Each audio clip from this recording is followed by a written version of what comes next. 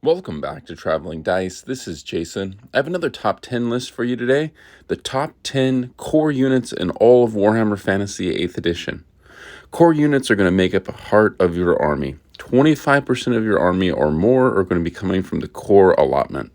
So oftentimes this is a section that I look at initially to kind of gauge how strong I think an army is, because a portion of your army is always going to be coming from this section.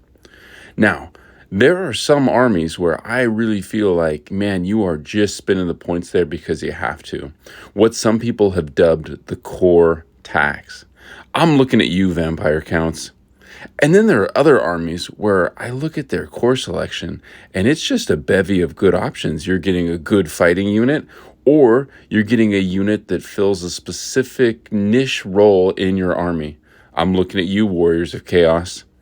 Without further ado, here are my top 10 core units in Warhammer Fantasy 8th edition. We are going to start the list off with an honorable mention, which is the DARKSHARDS from Dark Elves list. The DARKSHARDS are a great unit. They're 12 points per model. Their main stat they're going to focus on is their ballistic skill of 4, which is good. And they have a repeater crossbow, which has the multiple shots 2 special rule. So a unit of 10 of these guys is coming in at 120 points, and you're getting 20 shots with range 24 inches and strength 3 armor piercing. The armor piercing is a really nice component of the repeater crossbow because you're going to end up going up against a lot of units with armor. So if you double shoot these, you're going to have -1 to hit. You're going to be hitting on 4s. You're probably going to be on long range. The 24-inch range can be a little rough, but you're still hitting on 5s. So 20 shots hitting on 5s, it's reasonable to expect about 7 hits. And these guys have the option of taking a magic banner up to 25 points. This is actually really an important element of their potential because you can give them the flaming banner. And this gives you a unit that then can deal with things that have regeneration, trolls, chimeras, things of that nature. So these guys are a great option. All right, coming in at the 10 spot are skeleton chariots from the Tomb Kings list. Chariots in the core, there's definitely something to be said for that. There's only a handful of armies, not even a handful of armies, that have chariots in their core. A lot of other armies are forced to take chariots either in their special or rare slots. So I will point out that the skeleton chariots are only strength 4. So their impact hits, you can only reasonably expect so much from strength 4. However, you're going to be running these guys in unit sizes of 3 or more. So you're talking about doing 3d6 strength 4 hits on a charge. This is going to really terrify some armies. Your elves are going to have a really hard time dealing with this. These guys are great. Send them into a unit of sword masters, send them in a unit of executioners from the Dark Elf list, and they are just going to mow guys down just with their impact hits. But they're actually not bad beyond that, right? They have bows, so you can kind of, as you're positioning them and playing that cat and mouse game with your opponent, you can be shooting units. They have 2 charioteers. They each have 2 attacks, and they have a spear, so the charioteers are also going to be strength 4 on the charge. The skeletal steed only has a strength 3 attack, so, it's going to maybe punch through another wound on occasion. They have a 5-up armor save, and you can heal these guys, right? So even if you are taking damage from artillery or your opponent's magic or shooting, they're pretty easy to heal back with the Tomb Kings list. And then the last thing I love about this unit, they can take a magic banner worth up to 25 points. And they have a lot of great options. You can give them the movement banner, banner of swiftness, and bring them up to movement 9, just kind of allowing you to outmaneuver cavalry and some of your opponent's faster things. I think they're also a great candidate for the flaming banner, although you may want that elsewhere. So overall, a great unit, and they're coming in at the 10 spot. And that brings us over to the 9 spot, which is owned by the Glade Guard from the Wood Elves list. The Glade Guard are really an exceptional shooting unit. They're 12 points per model. They have a 30-inch range, right? So when you start to compare them to things like the DARKSHARDS, that extra 6-inch range just makes up a world of difference. You don't have to worry about going first and having to move and taking a further -1 penalty to shooting in that first round. You can feel pretty confident you're going to have targets in the first round if you do, in fact, get to go first. These shots are coming from the Azri longbow on the Glade Guard, and they are strength 3 armor piercing. Again, the armor piercing helps a great deal. But the Glade Guard have a lot of versatility in their options. They can take enchanted arrows. Hagbane gives them poison attacks at 3 additional points per model, which I think is a great option. Starfire, I really like this option. It gives them flaming shots, and it also gives a +1 bonus to wound forces of destruction. And in my opinion, most of the devastating matchups, most of the really powerful armies, they tend to be coming from the forces of destruction. I think I would give the tip of the cap to the forces of destruction in terms of how powerful the armies generally are. And there's some exceptions, of course. True Flight is another great option, and it allows the unit to suffer no to hit penalties, and that's 3 points per model. And True Flight's a great option if you just hate to figure out, all the modifiers and what you need to roll. You just always need to roll a 3. These enchanted arrows do count as magical attacks, so this is great for the vampire counts because you have an answer to the ethereal units that might be coming at you. And like some of the other core units we've talked about today, the Glade Guard do have the option of taking a magic banner worth up to 25 points. A great option. Jumping over to the 8th spot, which belongs to the Chaos Chariot from the Warriors of Chaos list. Again, chariots in the core. There's something to be said for it. And this guy is a real behemoth. He's coming in with strength 5 impact hits, and he has scythe wheels. So you're doing d6 +1 strength 5 impact hits on the charge. Movement 8, you're going to be charging most of your opponents, generally speaking. Now, the charioteers on top, they can fight. They're Chaos Warriors. They have 2 attacks each. There's 2 of them, and they're armed with halberds. So they have weapon skill 5, and with the halberds, they have strength 5 attacks, a total of 4 of them. This is actually a critical component because chariots, they do great on the charge, and then they don't tend to do that well in subsequent rounds because they're not getting the impact hits. But this guy is an exception because you can expect to do a few wounds every round. So you can be going in against moderately sized units or small units for sure. And you're not going to take a ton of damage back. You do have a 3-up armor save.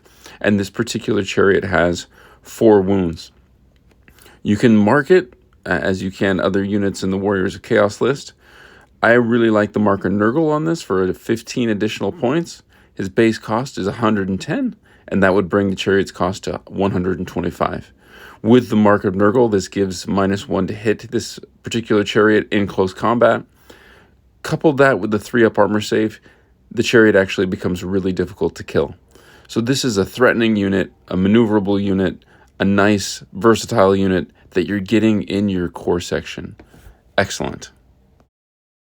The number 7 spot is also from the Warriors of Chaos, and these are the Chaos Warriors. Now, you're paying a premium for these guys. They're 14 points per model, which is a huge cost.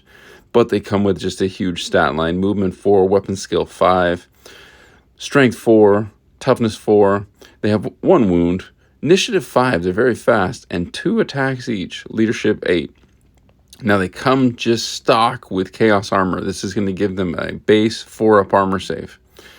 And you have a couple options for marks. I like 2 options here. The Mark of Nurgle, again, giving them -1 to hit, costs 2 extra points.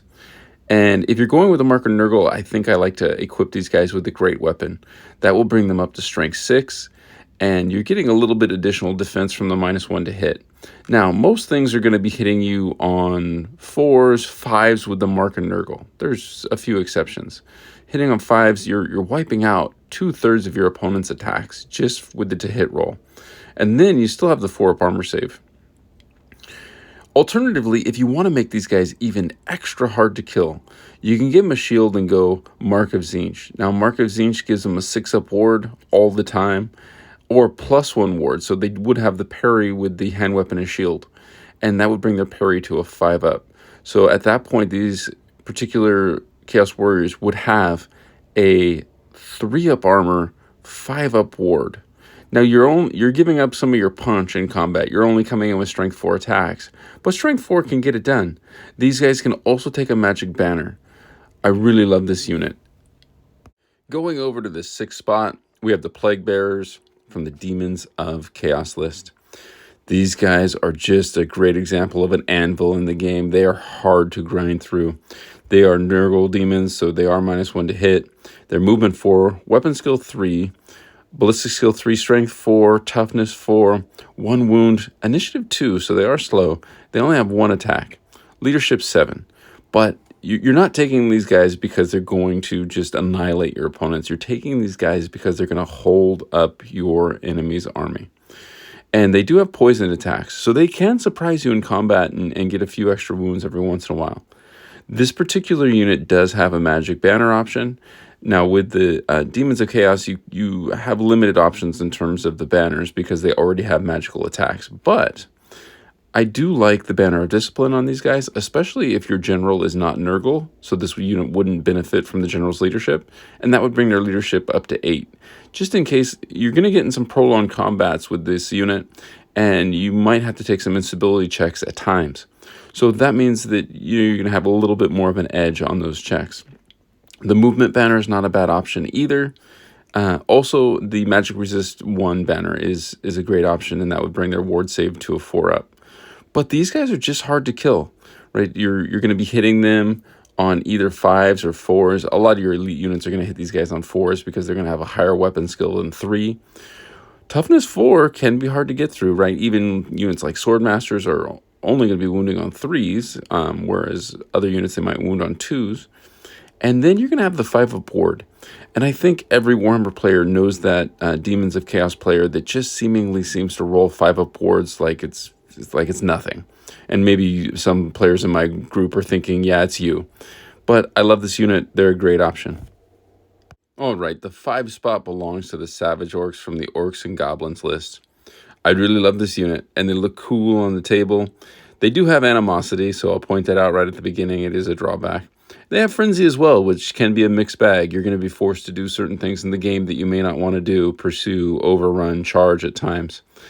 So those are some of the downsides. You can mitigate animosity by putting in a black orc, either war boss or boss.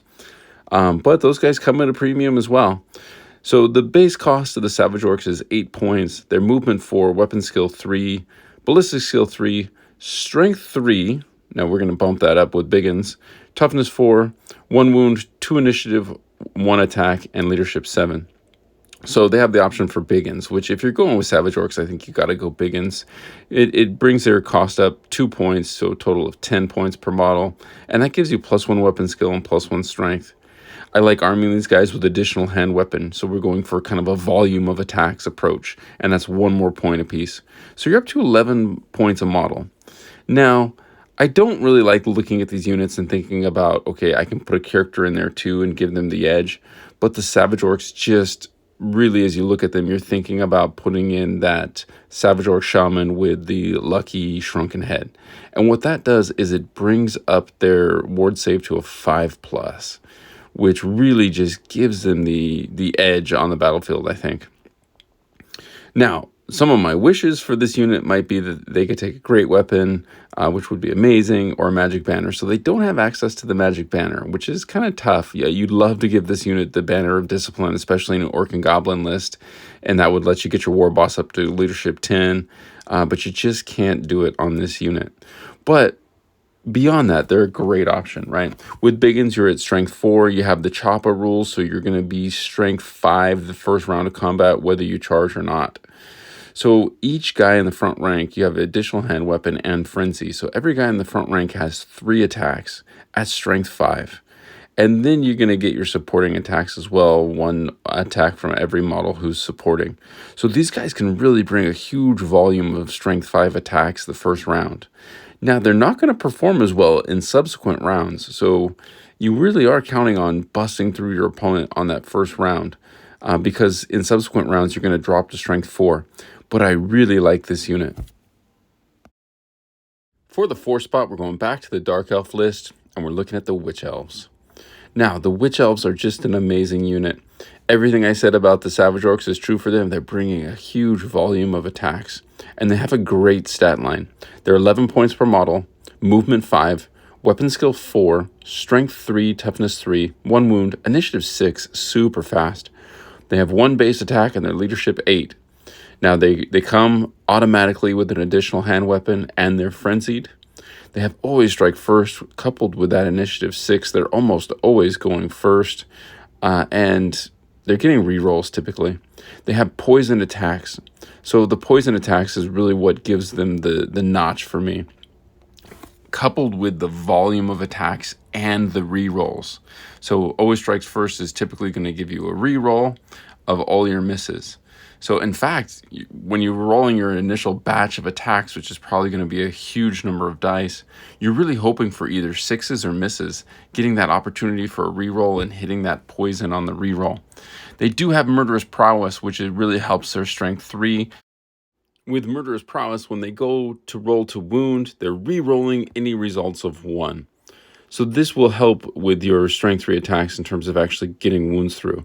Now this unit has an option for a magic banner worth up to 50 points, which is huge, because there is a banner in the common list, which is the Razor banner for 45 points, which gives you armor piercing. I think armor piercing on this unit is a nice option. And I really think you have a couple of different options in fielding this unit. They certainly can just go in a 10-pack, right? They're 11 points each. That's 110 points. And you're bringing a lot of attacks to bear. You're probably running these guys 7 wide. And with the 3 supporting attacks, that brings you up to 24 attacks that have poison, that have the murderous prowess. Yeah, it's really daunting. Now, I will point out these witch elves are going to take wounds in droves, right? They have nothing for defense. So if you're leaving anybody standing in front of you after your attacks, you're going to get a bloody nose as well. You, of course, can put the Cauldron of Blood in with this unit, and then that really transforms them from being a good unit to really probably your main fighting unit and the heart of your army. But I really like this option, and it's coming in at the 4 spot. In the 3 spot, we have the Iron Guts from the Ogre Kingdoms list. Really amazing unit. They have movement 6, weapon skill 3, which is low, strength 4, toughness 4, 3 wounds apiece.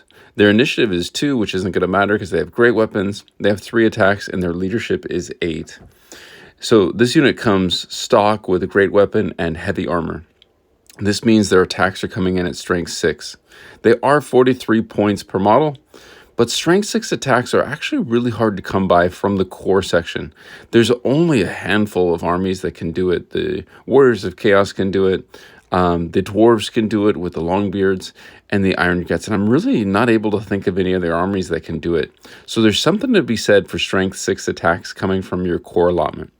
In addition to that, they have the Ogre Charge rule, which each of these guys is doing an impact hit, or they're doing D3 impact hits if you happen to roll a 10 or higher on your charge dice. Most of the time that's not going to come into play, but every once in a while it is going to come up. This unit can really do a lot of damage. And then the other thing with just the way that the Ogre Kingdoms work is if you're putting characters in here, you're mitigating the damage that they're going to take, right? So if you're putting a character in there, the character is going to absorb a lot of the attacks because Ogre units tend to be 3 wide, 3 or 4 deep. You could go 6 wide if you're going Horde, but I typically would see units that are 3 wide. If you're putting a character in the front rank, a huge portion of the attacks are going to have to go against the character. And the character's toughness 5 has probably better armor, maybe a ward save. So your character can absorb a lot of the attacks that would punch through heavy armor, that would punch through strength 4. Meanwhile, your Iron Guts are just being devastating in terms of their strength 6 attacks coming through. Now, weapon skill 3 can be frustrating because you're going to be hitting things on 4s most of the time. Or even worse if you're going up against Nurgle. So you have the opportunity to miss a lot with these guys, or especially if luck is not smiling on you at that moment. But this unit can take a magic banner, and this unit can actually take a magic banner worth up to 50 points, and there's a lot of great options for this unit. I really like the Banner of Discipline on this unit, because that's going to help your overall leadership of your army, especially if you're putting the general in here. And that allows the ogres to get up to leadership 10, which they can't otherwise. And yeah, this unit's just really impressive. Strength 6 attacks coming from the core allotment. Hard to go wrong. All right, we're going over to Skaven for the number 2 slot with SKAVENSLAVES. If you just want boots on the ground, just dirt cheap, awful troops, these guys are probably your best option. They're coming in at an impressive 2 points per model. Their movement 5, weapon skill 2, ballistic skill 2, strength 3, toughness 3, 1 wound, initiative 4, which is nice. They'd be going before a lot of units out there. They have 1 attack and their leadership is 2. Now, you do benefit from the strengths and number rule, so you're going to pump that 2 up. And hopefully you're keeping these guys within 12 of your general, so you're benefiting from the general's leadership anyways. So you can get 50 of these guys for 100 points. 50 is a huge unit. And the main point you would want to just take a massive unit of just trash troops is there's different ways of dealing with your opponents, like super powerful units and super powerful monsters. Monsters especially are prone to falling victim to this. Killing big monsters is a great option, right? So if you have a cannon, if you have magic or something that can just neutralize that threat, obviously that's ideal because not only are you getting rid of the threat permanently, but you're scoring victory points. There is an alternative though, which is just tying them up, right? Just keeping them busy. And Skaven slaves are just such a great option at this. If you're sending in something like a demon prince, a Regreater demon, or a chimera in against this unit, you're going to be there for a really long time because they're going to have decent leadership from the general, and you're only going to do so many wounds per round. It's going to take you multiple rounds to grind through this unit. They do have the option for spears or shields. I'm not crazy about the spears on these guys because you only have strength 3 attacks at a very low weapon skill. I don't think getting an extra rank of attacks is really going to make the difference. The shields is kind of interesting because it would give you the 6-up ward save, and it further compounds how many rounds it's going to take to grind through 50 of these particular fighters. So 2.5 points, a unit of 50 coming in at 125 points. They also have the expendable rule, which is really fun, right? You can shoot at units that are engaged with this unit, and because the Skaven just don't care if if Skaven slaves die. So this is fun, right? What's more fun than shooting your own guys? It's hard to think. And then while you're tying up that big Gribbly, your warp lightning cannon can be shooting at it, and it's held in place. You know where it is. The threat has been at least temporarily neutralized, and you have the opportunity to kill it with some of your ranged attacks. This particular unit is a lot of fun, and big units look great on the table.